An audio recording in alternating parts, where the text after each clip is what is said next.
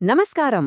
ఈరోజు మనం ప్రపంచంలోనే అత్యంత ప్రసిద్ధి చెందిన ఎప్పుడూ రద్దీగా ఉండే ఒక అద్భుతమైన ఆధ్యాత్మిక కేంద్రం మన తిరుమల గురించి విశ్లేషించుకుందాం. ఇది కేవలం ఒక గుడి మాత్రమే కాదు సుమా. శతాబ్దాల చరిత్ర, పురాణాలు, భక్తుల అచంచలమైన విశ్వాసాల కలయిక.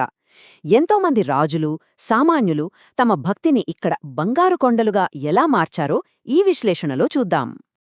అసలు ఆలోచిస్తేనే ఆశ్చర్యం వేస్తుంది కదూ. ప్రతిరోజూ వేలాది మంది భక్తులు ఆ 7 కొండలు ఎక్కుతూ ఉంటారు. ఇక్కడికి వచ్చే కానుకలు చూస్తే ఎవరికైనా మతిపోవాల్సిందే. అయితే ఈ అపారమైన సంపద వెనుక ఉన్న ఆ రహస్యమేంటో తెలుసా? కొన్ని వేల సంవత్సరాల క్రితం జరిగిన ఒక పౌరాణిక వివాహం, దానికోసం చేసిన ఒక అప్పు. వినడానికి కొంచెం వింతగా ఉన్నా ఆ ప్రాచీనమైన కథ ఈరోజు ప్రపంచంలోనే అత్యంత సంపన్నమైన దేవాలయాన్ని ఎలా నడుపుతోందో తెలుసుకోవడం నిజంగా చాలా ఆసక్తికరం. సరే, ఆలస్యం చేయకుండా అసలు విషయానికి వచ్చేద్దాం. మన ఈ విశ్లేషణలో ముఖ్యంగా 5 అంశాలు చూడబోతున్నాం.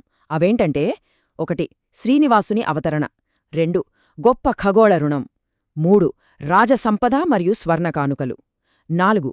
బంగారు ఆనంద నిలయం. మరియు 5. సజీవ సంప్రదాయాలు ఇంకా భక్తి. మొదటి విభాగం: శ్రీనివాసుని అవతరణ, వైకుంఠం నుండి 7 కొండలకు. అసలు ఈ అద్భుత ఘట్టం ఎలా మొదలయిందో ఇప్పుడు చూద్దాం. ఆధారాలలోని పురాణాల ప్రకారం చూసుకుంటే, ఒకసారి భృగు మహర్షి త్రిమూర్తులను పరీక్షించడానికి బయల్దేరాడు. విష్ణుమూర్తి తనను పట్టించుకోలేదన్న కోపంతో ఏకంగా ఆయన వక్షస్థలంపైనే కాలితో తన్నాడు. అయినా విష్ణువు కోపగించుకోలేదు. కాని ఆయన వక్షస్థలంపై ఉండే లక్ష్మీదేవి మాత్రం అవమాన భారంతో వైకుంఠాన్ని వదిలేసి కొల్హాపూర్ వెళ్ళిపోయింది. ఇక లక్ష్మిని వెతుక్కుంటూ సాక్షాత్తు ఆ మహావిష్ణువు శ్రీనివాసుడుగా భూమిపైకి వచ్చి తపస్సులో మునిగిపోయాడు. అలా దశాబ్దాలు గడిచాక ఆకాశరాజు కూతురైన పద్మావతీదేవిని చూసి ప్రేమలో పెడతాడు. అసలు కథ ఇక్కడే ఓ ఆసక్తికరమైన మలుపు తిరుగుతుంది. రెండవ విభాగం: గొప్ప ఖగోళ రుణం, కుబేరుని నిధులతో వివాహం. మరి పెళ్లివరకు వచ్చిన కథ అప్పులవైపు ఎలా దారితీసిందో చూద్దాం. పద్మావతిని పెళ్లి చేసుకోవాలని నిర్ణయించుకున్న శ్రీనివాసుడికి ఒక పెద్ద కష్టమొచ్చిపడింది. అదేంటంటే డబ్బు. అవును, ఓ రాజకుమారిని పెళ్లి చేసుకోవాలంటే మామూలు విషయం కాదు కదా. అంగరంగ వైభవంగా చేయాలి. కాని ఆయన దగ్గర ఏమీ లేదు. అప్పుడే శివబ్రహ్మలు సూచనతో సాక్షాత్తు ఆ ధనవంతుడైన కుబేరుడి దగ్గరే అప్పు తీసుకున్నాడు. ఆ అప్పు ఎంతో తెలుసా? అక్షరలా 1,14,00,000 బంగారు నాణేలు.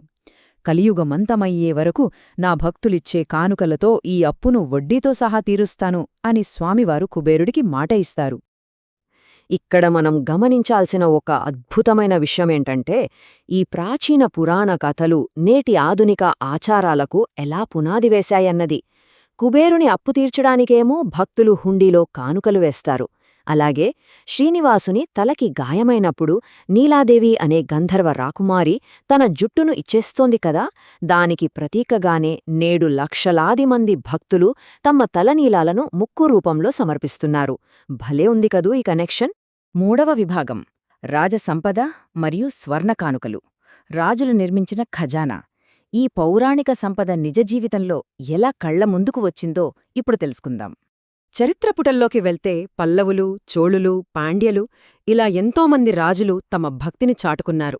ముఖ్యంగా చెప్పుకోవాల్సింది విజయనగర సామ్రాజ్య చక్రవర్తి శ్రీకృష్ణ దేవరాయల గురించి. ఆయన ఏకంగా 7 సార్లు తిరుమలకి వెళ్లారు. 1518లో ఉదయగిరి మీద విజయం సాధించినందుకు కృతజ్ఞతగా ఒకేసారి ఏకంగా 30,000 బంగారు నాణ్యాలను కానుకగా ఇచ్చారు. ఆ కాలంలో ఇది ఎంత అపారమైన సంపదో ఒక్కసారి ఊహించండి. అంతేనా? నాణ్యాలతో పాటు అద్భుతమైన ఆభరణాలు కూడా ఎన్నో సమర్పించారు. ఆ లిస్టు చూస్తే మతిపోతుంది. వజ్రాలు పొదిగిన తిరుముడి, ఉదరబంధం, భుజాలకు వేసుకునే బాహువలయం, కంకడాలు అయిన తిరుచందనం, కాలి అందెలు, అలాగే నవరత్నాలతో మెరిసిపోయే ప్రభావలి, ఇలా ఎన్నో కానుకలు. ఇవన్నీ విజయనగర రాజుల భక్తికి, ఆనాటి వైభవానికి పక్కా సాక్ష్యాలుగా నిలుస్తాయి. నాలుగవ విభాగం: బంగారు ఆనంద నిలయం, ఆనందానికి నిలయం.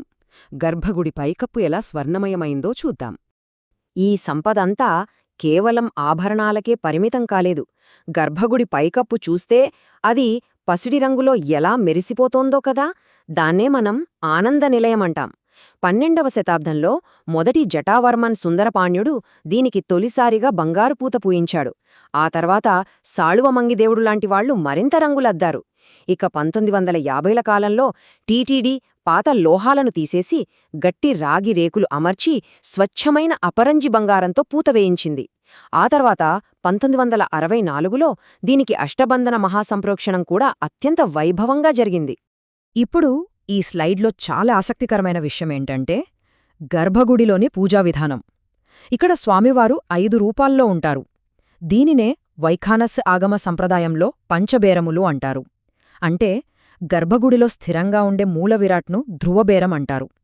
దైనందిన సేవలు అందుకునేది భోగ శ్రీనివాసుడు, ఊరేగింపుల ఉత్సవమూర్తిగా మలయప్పస్వామి, ఇక రోజువారీ లెక్కలు పర్యవేక్షించేది కొలువు శ్రీనివాసుడు. చూసారా ఎంత అద్భుతమైన నిర్వహణ వ్యవస్థ గర్భగుడి లోపలే దాగి ఉందో. ఇంకో అద్భుతం చెప్పనా? గర్భగుడి విమానంపైన వాయవ్య మూలలో విమాన వెంకటేశ్వరుడు అనే ఒక ప్రతిరూపముంటుంది. భక్తుల రద్దీ వల్లనో మరేదైనా కారణం చేతనో గర్భగుడిలోకి వెళ్లి స్వామిని దర్శించుకోలేని వాళ్లుంటారు కదా, అలాంటి వాళ్లు బయటి నుండి ఈ విమాన వెంకటేశ్వరుణ్ణి చూసుకున్నా చాలు, సాక్షాత్తు ఆ మూల విరాట్ని చూసినంత ఆత్మసంతృప్తి కలుగుతుంది. ఇదొక గొప్ప ఏర్పాటు. 5వ విభాగం సజీవ సంప్రదాయాలు మరియు భక్తి. ఆధునిక విశ్వాసం ఏ స్థాయిలో ఉందో తెలిపే ఆఖరి ఘట్టమిది. ఇక్కడ అత్యంత కీలకమైన పాయింటేంటంటే, ఆనాడు కుబేరుడి దగ్గర చేసిన అప్పు తీర్చడానికి ఈరోజు భక్తులు సమర్పించే సగటు రోజువారీ హుండీ ఆదాయం అక్షరాల 2.25 కోట్ల రూపాయలు. అవును, మీరు విన్నది నిజమే. ఒక పౌరాణిక రుణం నేటి ఆధునిక యుగంలో ఇంతటి భారీ ఆర్థిక ప్రవాహాన్ని నడిపిస్తోంది అంటే దానికి కారణం మనుషులకి ఆ దేవుడిపై ఉన్న అనంతమైన విశ్వాసమే కదా. ఇక తిరుమల అనగానే మనకు వెంటనే గుర్తొచ్చేది ఆ స్వామివారి ప్రసాదం కమ్మటి తిరుపతి లడ్డూ. మీకు తెలుసా, ఈ లడ్డూకొక భౌగోళిక సూచిక అంటే జీఐ ట్యాగ్ ఉంది. అంటే ఫ్రాన్స్లో తయారయ్యే షాంపెయిన్కు ఎలాంటి చట్టపరమైన గుర్తింపు ఉందో మన తిరుపతి లడ్డూకు కూడా సరిగ్గా అలాంటి గుర్తింపే ఉందన్నమాట. దీనిని టీటీడీ తప్ప ఇంకెవ్వరూ తయారు చేయకూడదు. భలే ఉంది కదా. అసలిక్కడ రోజువారీ నిర్వహణ చూస్తే ఎవ్వరికైనా మతిపోవాల్సిందే. ప్రతిరోజు 50,000 నుండి 1,00,000 మంది భక్తులొస్తారు. అదే బ్రహ్మోత్సవాలైతే ఏకంగా 5 లక్షలు దాటేస్తారు. ఇక ప్రతిరోజూ 1 టన్నుకు పైగా తలనిలాలు సేకరించి ఎగుమతి చేస్తారు. వేలాది మందికి ఉచితంగా కడుపునిండా అన్నప్రసాదం పెడతారు. ఏడాదికి 365 రోజులుంటే ఇక్కడ ఏటా 433 పండుగలు జరుగుతాయి. దీన్నే కదా నిత్య కళ్యాణం పచ్చ తోరణమంటారు. సో చివరగా ఆలోచించాల్సిన విషయం ఒకటుంది. కొన్ని వేల సంవత్సరాల క్రితం పుట్టిన ఒక పెళ్లికథ, ఆ కుబేరుని అప్పు, ఇన్ని తరాలు మారుతున్నా, సామ్రాజ్యాలు కూలిపోతున్నా, ఈనాటికి ఆ బంగారు కొండలవైపు కోట్లాది మందిని ఎలా నడిపిస్తోంది?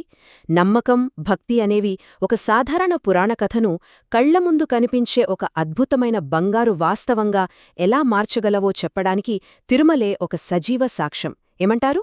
సరే, మళ్ళీ ఇంకో ఆసక్తికరమైన విశ్లేషణతో కలుద్దాం.